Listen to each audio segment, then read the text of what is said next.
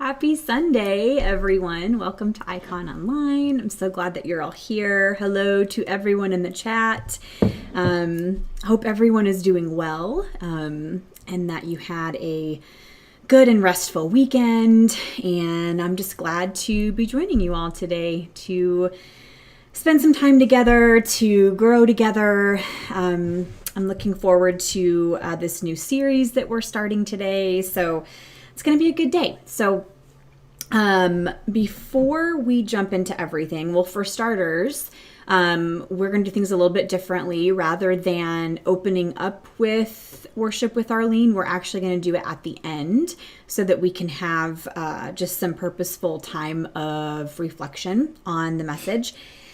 So before we launch into everything, just a couple of orders of, kind of housekeeping that we do every single week that you're all probably sick and tired of hearing me talk about and say every week. But if there is anyone watching today who you are new, this is your first time kind of checking things out, maybe you haven't been on for very long or you haven't had a chance to do this yet, we would love to invite you to fill out a Connect card.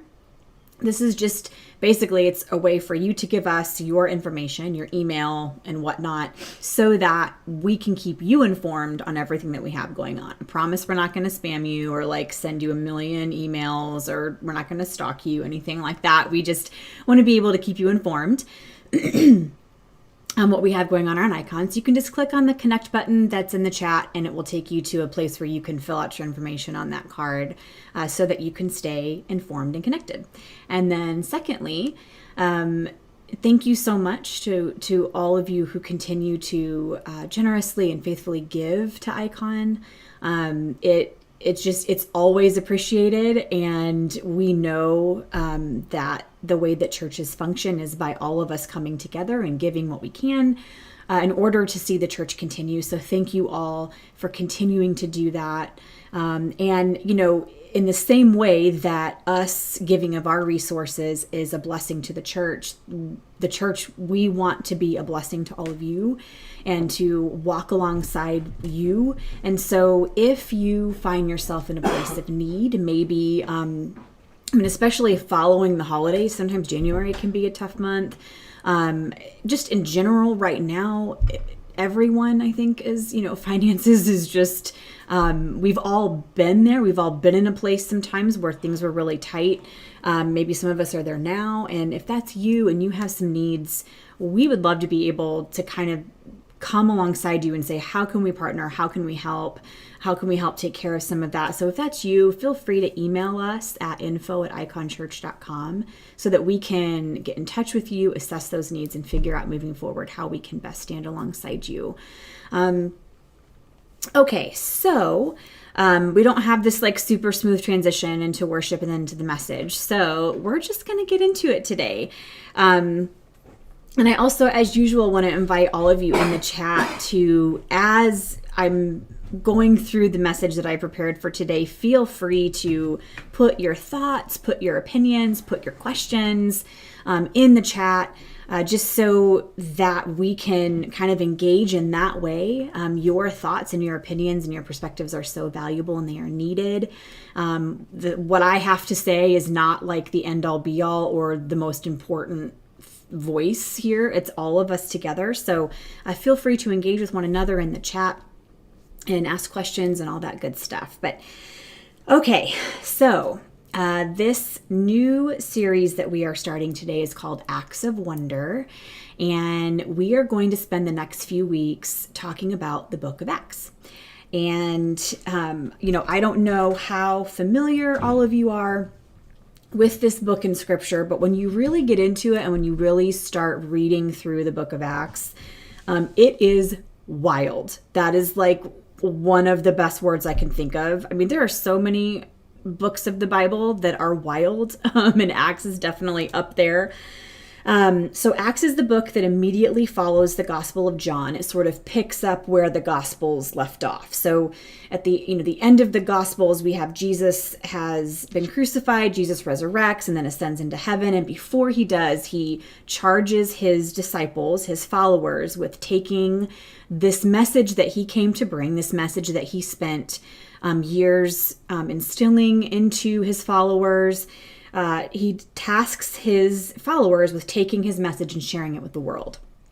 And so pretty much in Acts, we see the beginnings of the Christian church as we know it.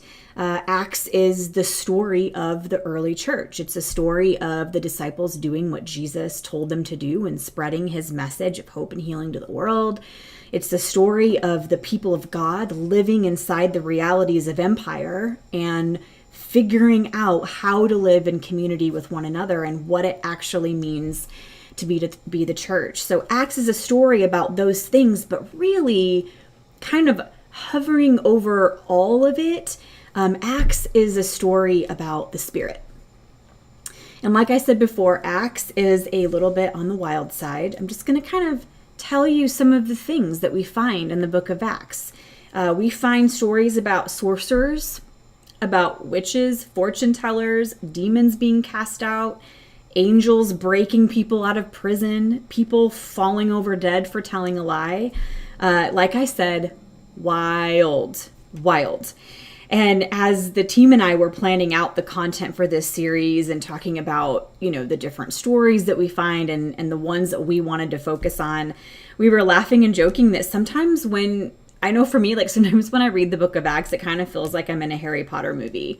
It's like you have sorcerers and fortune tellers and sometimes it feels a bit like it's magic. And, really it should come as no surprise to us that a book that is really overall about the ways that the Spirit moves, it shouldn't surprise us that it reads a bit on the wild side because the Spirit is a bit on the wild side.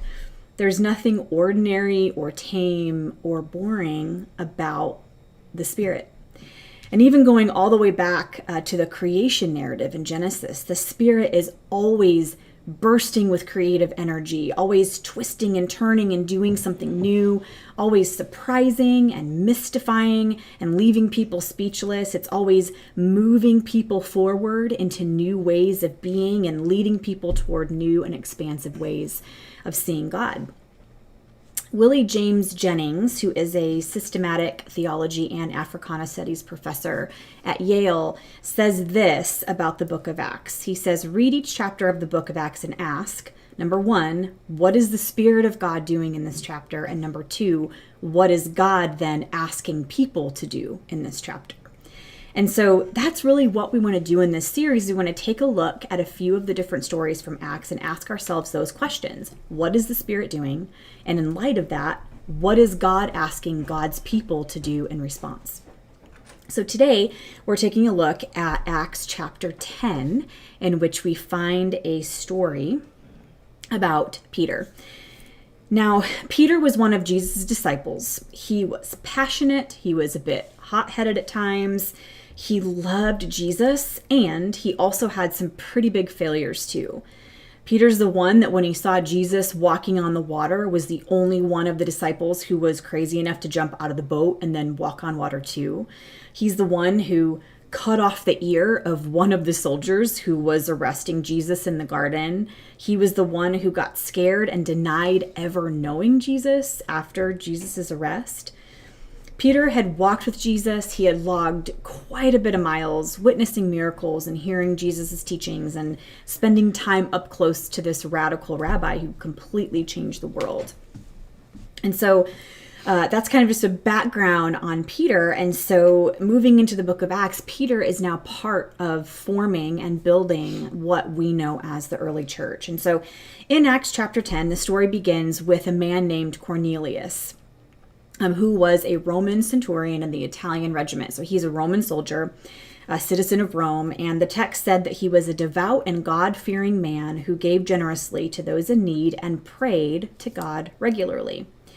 So during one of these times when Cornelius is praying, he has a vision in which he sees an angel who commends him for caring for the poor and tells him to send men to the town of Joppa, to the house where Peter was staying, and to bring Peter back to his house. So like you do when you receive a message from an angel, who's gonna say no, right? Like an angel comes, tells you a message, it's like, okay, I will do this thing that you're telling me. So Cornelius sends some men to Joppa to find Peter. And then we'll pick it up in verse 9. So about noon the following day, as the men were on their journey and approaching the city, Peter, at the house that he was staying at, went up on the roof to pray. He became hungry and wanted something to eat, and while the meal was being prepared, he fell into a trance. So if you're like me, the first thing I think of when I hear the word trance, the first mental picture is, you know how like in cartoons when like somebody would be like being hypnotized or like they'd be in a trance and they'd have like the swirly, whirly eyes going on. Like that's kind of what I picture. You know, or it's kind of like I have this idea of someone being put like under a spell. See, like I said, Harry Potter, right? Kind of feels like that. So it says that Peter falls into a trance. Now the Greek word here for trance, and sometimes there are Greek words in the text that don't really have like a direct English translation. So translators have just had to kind of do their best to find a word that fits. And so the Greek word here for trance is ecstasis, which means it's actually where the word ecstasy is derived from. So it means out of your regular state or standing. So it's like you're having this experience that feels out of the ordinary. You're out of your regular frame of mind. And, you know, some translations say that Peter had a vision or he was in a visionary state. But have you ever had an experience like that where sort of the line between the natural and the supernatural feels really thin? Maybe you've experienced something like that when you've been in times of prayer or meditation. Maybe you felt that when something was really miraculous that you were a part of, like the birth of a child, or just this moment that's so significant that it kind of pulls you out of your normal routine and it just feels kind of otherworldly somehow. Well, this is kind of like the experience that Peter is having. And then we read on in verses 11 and 13. It says, he saw heaven opened and something like a large sheet being let down to earth by its four corners. It contained all kinds of four-footed animals as well as reptiles and birds. Then a voice told him, get up, Peter, kill and eat.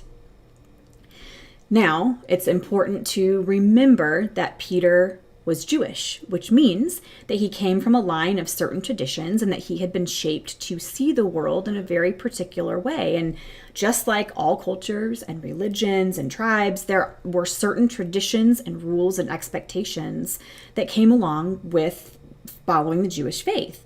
And one of these was a set of dietary restrictions that all Jews had to follow. There were certain foods that were off limits, that were considered unclean.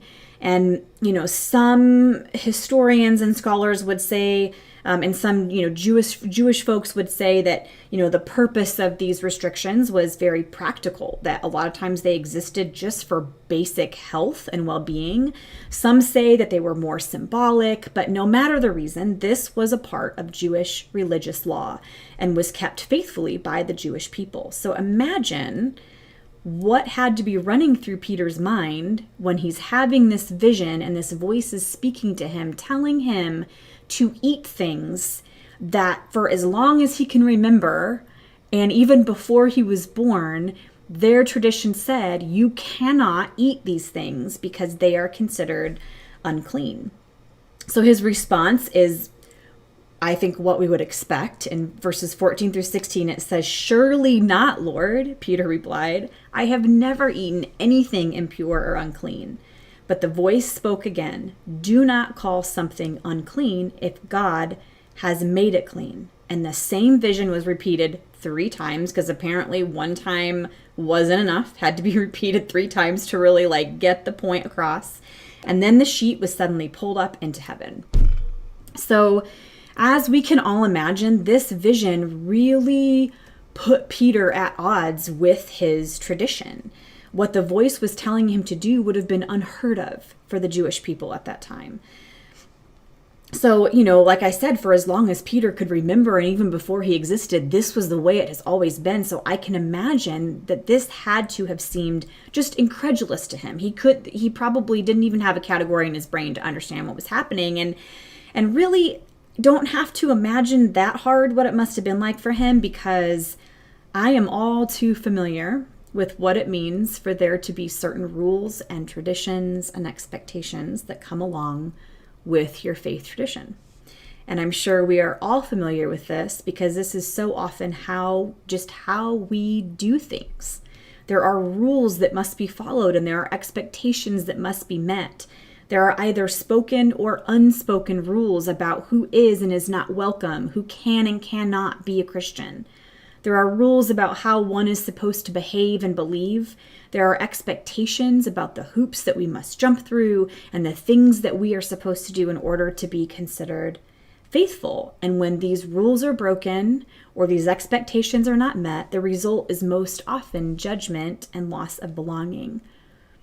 And so often we don't even really question them, because it's just what we've always been told, or it's what we've always believed, it's what we've always done. So if we can kind of take ourselves and bring all of our own experiences to the table when it comes to religious rules, I think that we can relate to Peter when he responds, "Surely not, Lord." I mean, I know that I have felt hesitation and indignation before when I have felt the Spirit calling me forward into something new. Because when you're conditioned to seeing the world in a very particular way, anything that challenges that way feels like a threat. We are creatures of habit. We like things that we can understand. We like things that are comfortable, and we like things that are familiar, because oftentimes we're afraid of the unknown and the unfamiliar. We can feel threatened when our worldview that we have held forever is threatened, or we're challenged to see things differently. I mean, how many times have you found yourself resisting something simply because it was unfamiliar or new or different? So here Peter is given a vision of a different and unknown way, yes, but it's also a more expansive and inclusive and permissive way. And his response to this expansive and inclusive and permissive view of the world is to argue and say, "Surely not, Lord." It's like he's given this opportunity to move towards liberation, and his first response is to cling to the rules. But I have no judgment for Peter, because how often have I done that? I mean, ask yourself, how often have you done that? Is there anyone watching today who can relate? Can you think of a time when you were being invited into a more expansive way of seeing God, and a more expansive and inclusive way of seeing the world, and your first reaction was to resist? Can you think of a time like that? Often we are scared of a more expansive view because we are afraid that more for someone else means less for us. That more belonging for someone else means less belonging for us. Or we feel safe within the box and the rules, and anything beyond that unsettles us and feels destabilizing. I am a rule follower to the core, and I like things to be rules, and they make me feel safe. But I think oftentimes it is a false sense of safety, because it's actually very constricting rather than being liberating. And then we see that Peter's resistance is met with a pretty significant challenge. The voice says to him, "Do not call something unclean that God has made clean." So I can imagine this must have left Peter's head spinning. And it says in the text that he was very perplexed. And Peter recognizes that this vision is important and that he needs to sit with it and figure out what it means. The vision itself was about food and dietary laws, about what was clean and unclean. But as we read further, we find that really the vision wasn't really about food. And the story continues, and the text says that while Peter was thinking about this vision and trying to make sense of what it could possibly mean, the Spirit speaks to him and tells him that there are some men who are going to be arriving soon, and that he was to go with them. So remember the men that Cornelius had sent to find Peter. The Spirit speaks to Peter, says there's some men that are coming.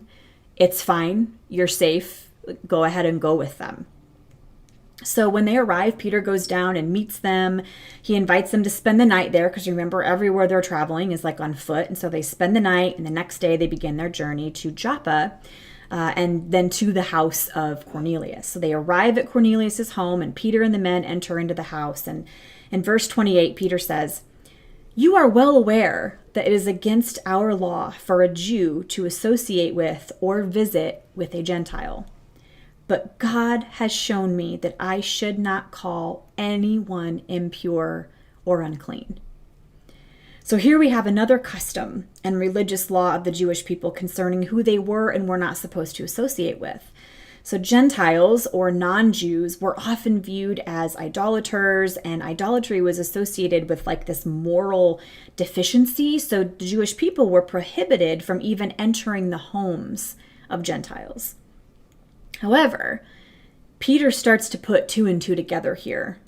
And you'll notice he says, God has shown me that I should not call anyone impure or unclean. See, for centuries, the Jewish people have been the people of God. Since the time of Abraham, they had seen themselves as set apart, that they existed to serve and bless the world, that they were blessed to be a blessing to all nations. And because of how important their calling was and how seriously they took it, they kept themselves from anything that they thought would defile or inhibit that calling. But here in this story and in the book of Acts at large, we see the Spirit doing what the Spirit does and leading them toward something new.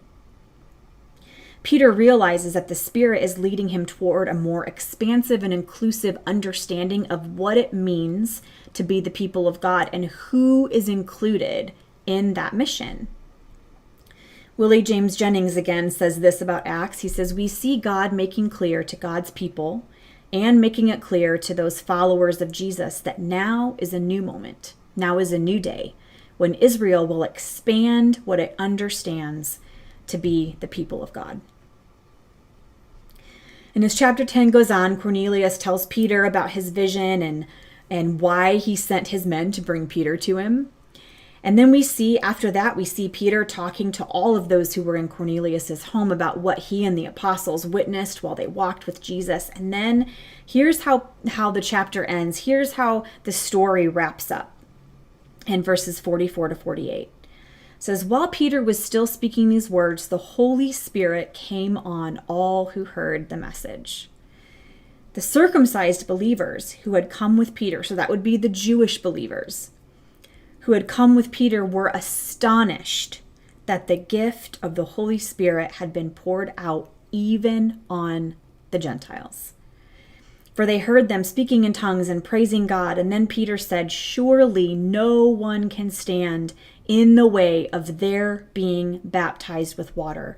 They have received the Holy Spirit just as we have.' So he ordered that they be baptized in the name of Jesus, and then they asked Peter to stay with them for a few days." And I think it's so interesting how it says that the circumcised believers, they were astonished to see the Spirit at work in a group of people that they never expected to see the Spirit at work within. It was this like wild realization that went against everything they had ever known, but it was one they could not deny. They couldn't deny the presence of the Spirit in these people. The Spirit was doing something new, something that was wildly inclusive and expanded what they knew to be true about God and the way that the world should work. They couldn't deny that the Spirit was at work in the lives of these people who they had kept themselves separated from for so long. They were no longer to call unclean what God has made clean. And so as we close today, I have a question that I want us all to sit with and to contemplate. And here in a minute, Arlene recorded a song for us, and we're going to take a second and have just some individual time of reflection. Or if whoever you're watching with this morning, you can talk with your people and have this time of reflection. But here's a question that I want us all to sit with. What are some beliefs that you hold about God and the world that you need to leave behind in order to move forward into a more expansive and liberating way of being?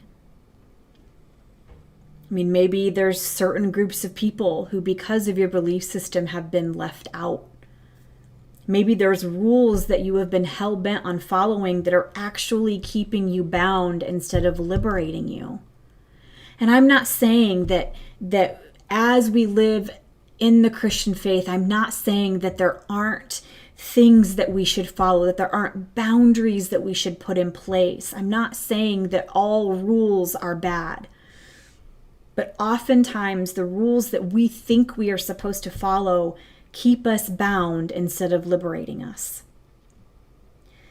Maybe there are ways that you see God that keep the spirit boxed in rather than freeing you to live in more expansive ways. So again, I'm going to read that question. What are some beliefs that you hold about God and the world that you need to leave behind in order to move forward into a more expansive and liberating way of being? So here we're going to go ahead, and I asked Arlene if she would record the song Oceans, and I know that it's like, might be overplayed, but there's just some really significant lines in this song that I think are so appropriate for this message today and for this question that we're contemplating. So I'm going to go ahead and we're going to spend the next few minutes listening to this song and contemplating and reflecting. And I would love that as you do, if you feel comfortable doing so, I would love to maybe some of you, as you're having realizations of maybe there's these certain things that the Spirit is speaking to you during this time. I would love, if you're comfortable, for you to share those with us in the chat. And then after we spend this time, we'll come back and share some closing thoughts, and then we'll wrap up for today. But I'm just going to ask that everyone would join us in this time of reflection and contemplation. Thank you for that, Arlene. The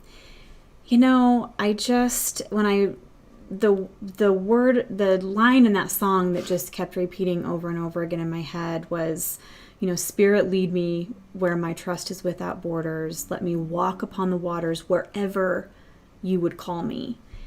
And I think what's really settling within me is just, I want us to kind of look at that as not like an individual call to or not only an individual call to closeness with the Spirit. I think that oftentimes as a whole, the Christianity has been so individualized where we focus so much on ourselves and our own personal relationship with God, which that's so important and it matters.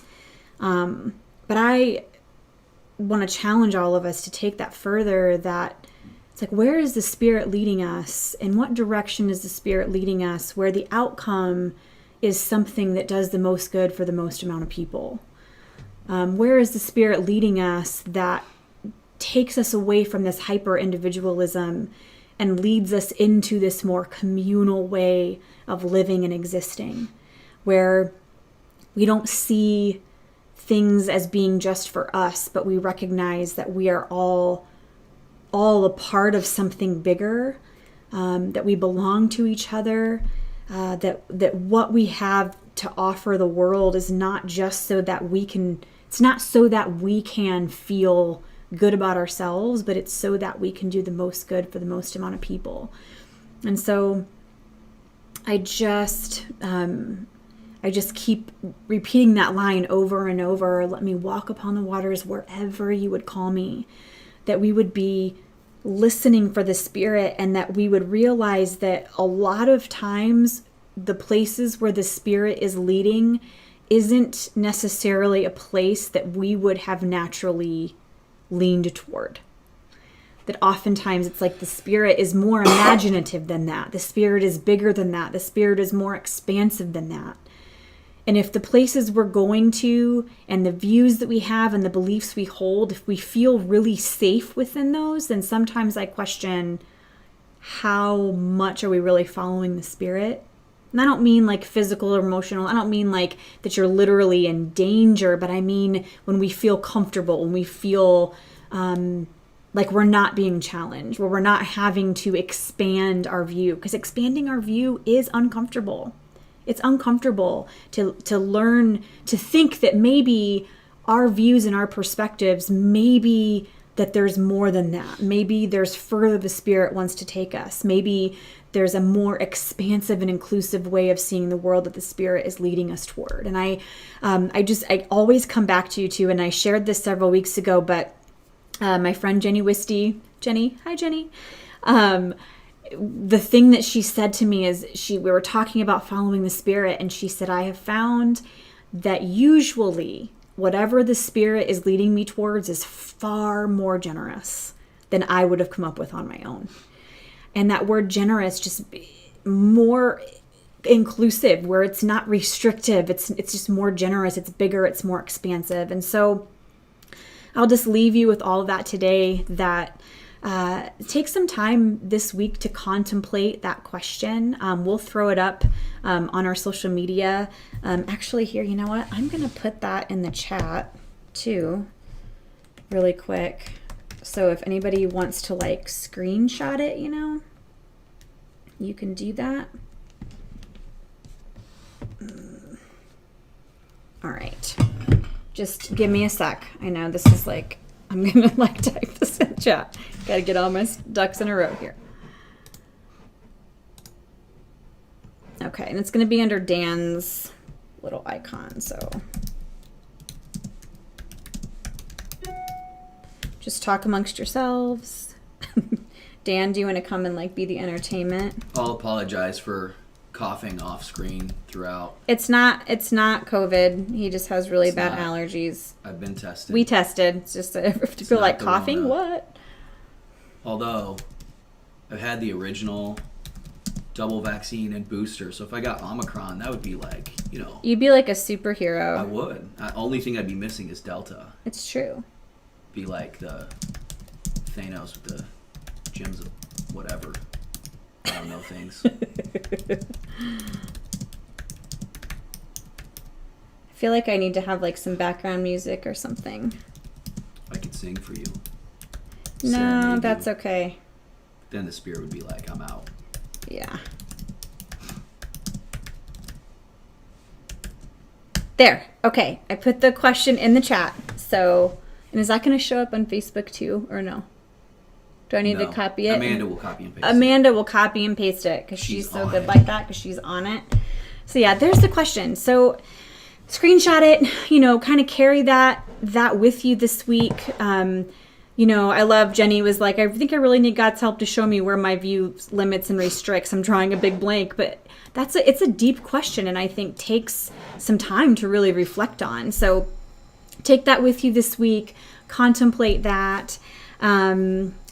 And then I'm really looking forward to the next few weeks of this series. Next week, we are doing a kind of a community conversation. Amanda, Sabrina, Craig, and I are all going to have a conversation about this idea of communal living that we find in the book of Acts, sharing resources and making sure everyone's needs were met, and kind of how that can translate for us today. So I'm really looking forward to that. I hope all of you have an incredible week. Hopefully today you can get some rest and get refreshed for the new week to start tomorrow. But I love you all so much. Thank you for joining us today, and we will see you right back here next week.